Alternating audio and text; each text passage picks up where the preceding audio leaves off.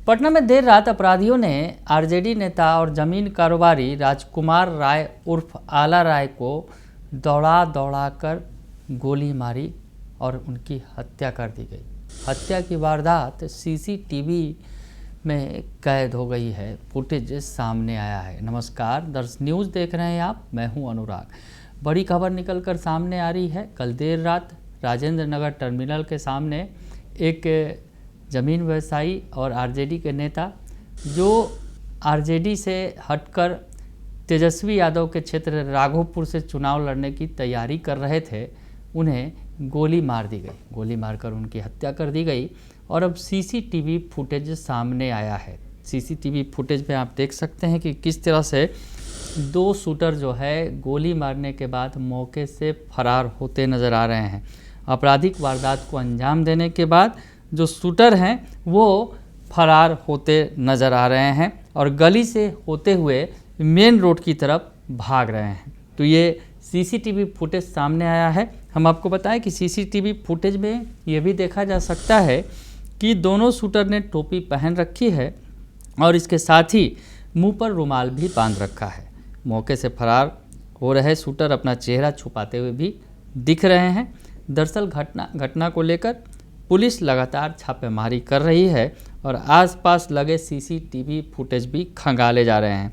फिलहाल पुलिस अपराधियों की पहचान और पूरे मामले की जांच पड़ताल में जुटी हुई है। हम आपको बताएं कि ये पूरा मामला जो है चित्रगुप्त नगर थाना क्षेत्र का है, जहां पुलिस ने जो बताया कि राजकुमार राय जैसे ही अपनी गाड़ी से घर के पास पहुंचे, वहां पहले से घात लगाए अपराधियों ने उन पर ताबड़तोड़ फायरिंग शुरू कर दी और मौके पर ही राजकुमार राय उर्फ आला राय की मौत हो गई। तो पटना में ये आपराधिक वारदात सामने आई। उसके बाद पटना अगर कहा जाए, पटना पुलिस पर सवाल खड़े होने लगे कि अपराधी बेखौफ हैं और जिस तरह से अपराधियों ने हत्या के बाद वारदात को अंजाम देकर वो आसानी से वहाँ से निकले, तो इस पर तमाम तरह के सवाल खड़े हो रहे हैं।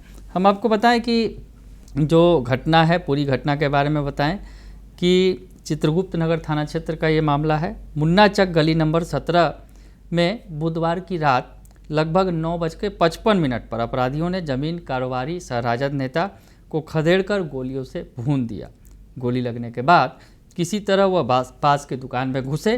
बदमाशों ने दुकान के बाहर भी फायरिंग करते हुए मुन्ना चक की तरफ दौड़ते हुए जो बदमाश है वो भाग निकले। फायरिंग से इलाके में हड़कंप मच गया। आसपास के लोगों की मदद से उन्हें पीएमसीएच ले जाया गया, जहां चिकित्सकों ने उन्हें मृत घोषित कर दिया। मृतक की पहचान जो है राजकुमार राय उर्फ आला राय के रूप में हुई, जो मूल रूप से वैशाली के राघोपुर के निवासी थे। वह घटना स्थल से कुछ ही दूरी पर एक निजी मकान में रहते थे। तो प्रत्यक्षदर्शियों ने जो कुछ बताया कि अपराधियों ने 7 से 8 राउंड गोली चलाई। पुलिस ने भी कहा कि 6 राउंड गोली जो है मौके से बरामद की गई है।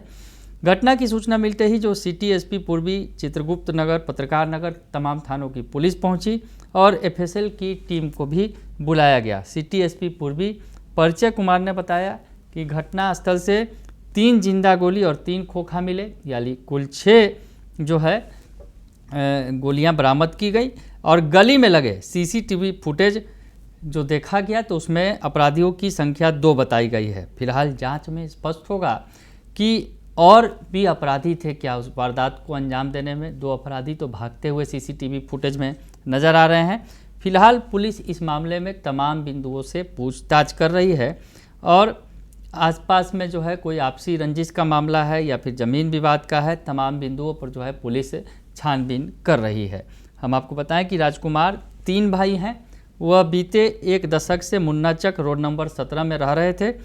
पत्नी और 2 बेटियां हैं। वह ज़मीन के कारोबारी के साथ साथ ही राजनीति में भी सक्रिय थे। उनके पास खुद की बोलेरो गाड़ी है